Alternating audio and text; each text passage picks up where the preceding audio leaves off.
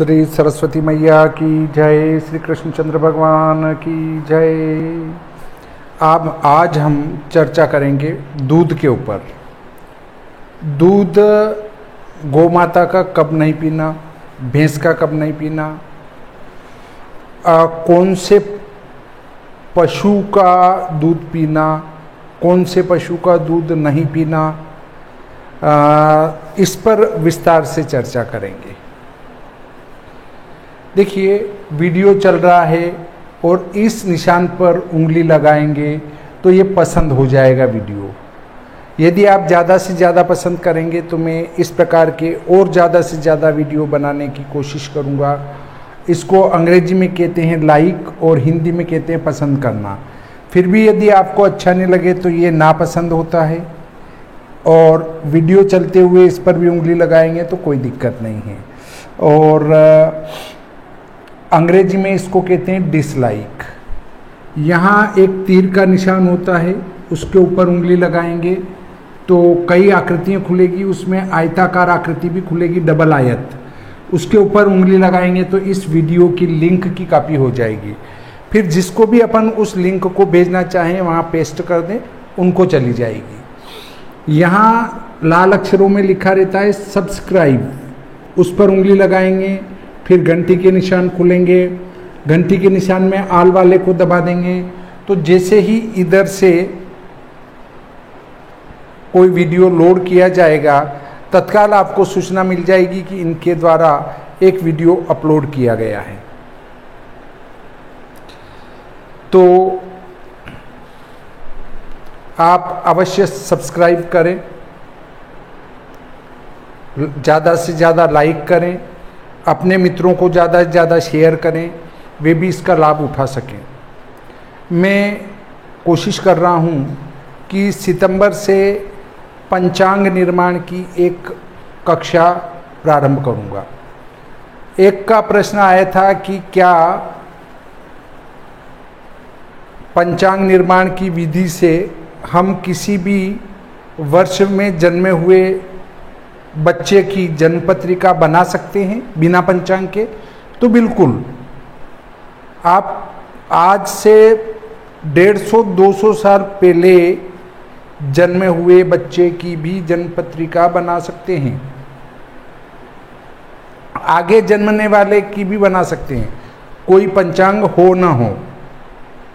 उसकी विधि आपको बताई जाएगी पंचांग निर्माण कक्षा में, ऑनलाइन चलेगी। आप अपने घर बैठे पंचांग निर्माण सीख सकते हैं। देखिए, अब अपने मूल बिंदु पर आते हैं कि ब्याने के 10 दिन से जिसके 10 दिन न बीते हों, ऐसी गौ माता का दूध ऊँटनी, एक खुर वाले पशु, घोड़ी आदि, भेड़, गर्भिणी, जंगली पशु, स्त्री और मरे हुए बछड़े वाली गाय का दूध नहीं पीना चाहिए। जिस गौ माता का बछड़ा मर गया हो उसका दूध नहीं पीना चाहिए। दूसरा, जिस दिन बच्चा हुआ है, खुर वाले जितने भी पशु हैं उनके, ऊंट हो, घोड़ा हो, गौ माता हो, भैंस हो, बकरी हो, इधर उसके बाद भेड़ हो, इनके जो बच्चा हुआ है उससे 10 दिन तक उनका दूध नहीं पीना चाहिए। और जिन गौ माता का बछड़ा चला गया हो, मर गया हो, उनका भी दूध नहीं पीना चाहिए।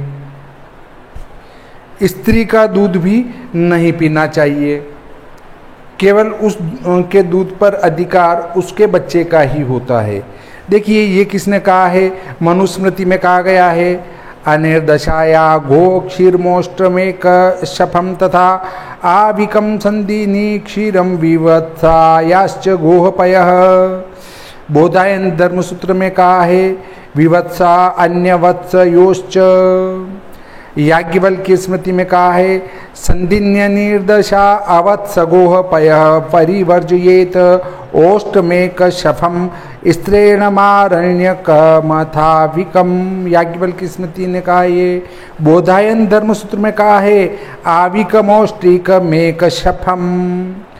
फिर गौतम स्मृति में कहा है गोश्च क्षीरमनिर्दशाया सुत के चाजा महिष्योश्च नित्यमाविकमापेयमोष्टमेक शफंच स्यंदिनीय मसु संदिनी नांच याश्च व्यपेतवत्साह।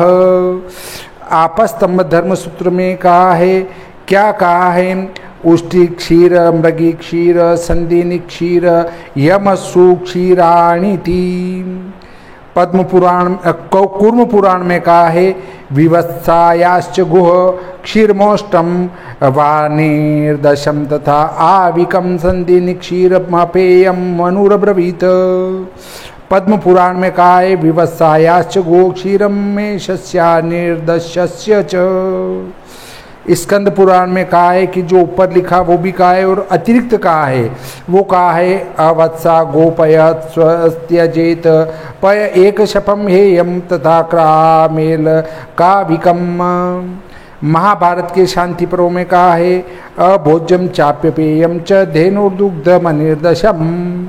आपस्तंभ धर्मसूत्र में कहा है धेनुश्चा अनिर्देशायाः। बोधायन धर्मसूत्र में कहा है अनिर्दशाह संधिनी क्षीरमपेयम।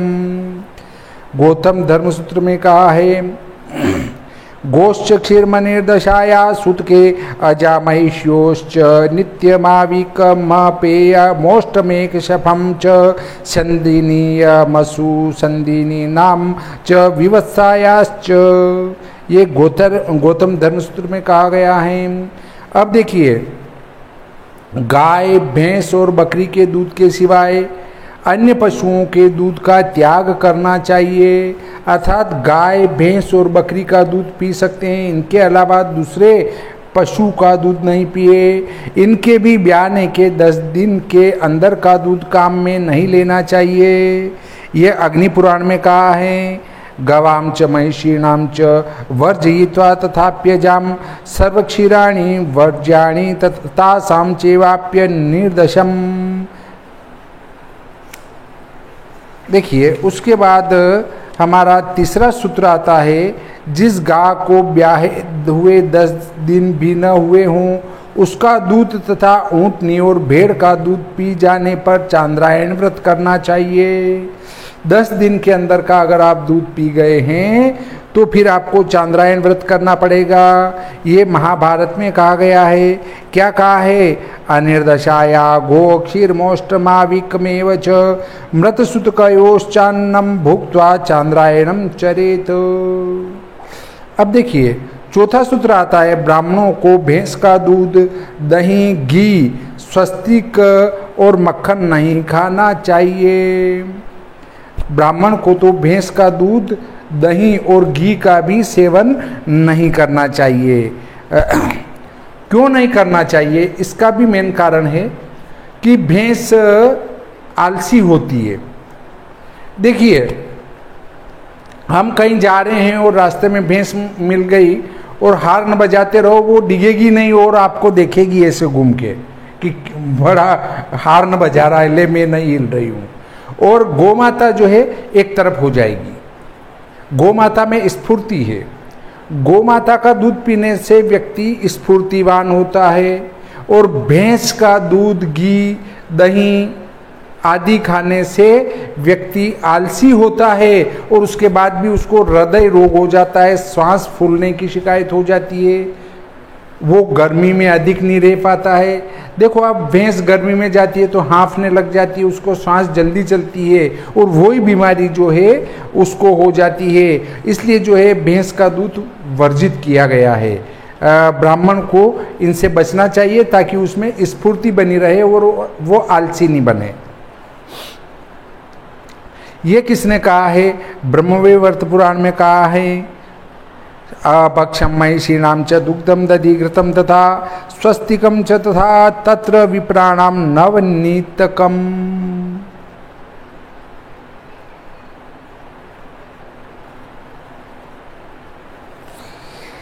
पांचवा सूत्र आता है जो मनुष्य छोटे बछड़े वाली गौं का दूध दूहकर पी जाते हैं, उनकी संतान नष्ट हो जाती हैं तथा उनके वंश का क्षय हो जाता है।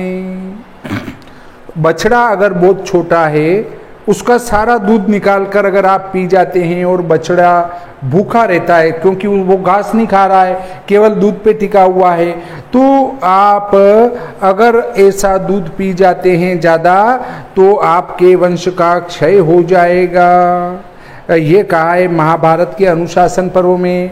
क्षीरम तु बाल वत्सा नाम ये पिबंती मानवाह न तेषाम क्षीरपा के चिज्जायन्ते कुलवर्धनाः प्रजाक्षयेण युज्यन्ते कुलवंश क्षयेण च। छठा सूत्र क्या कहता है, देखिए, जिस दूध में चिकनाई निकाल दी हो, जो दूध फट गया हो और जो बासी हो वह दूध नहीं पीना चाहिए। एक तो चिकनाई निकाल दी गई हो, दूध फट गया हो और या वो बासी हो तो ऐसा दूध नहीं पीना चाहिए। ये कहा गया है सुश्रुत संहिता में। न भुंजितो धृत स्नेहम नष्टम पर्युषितम पयः।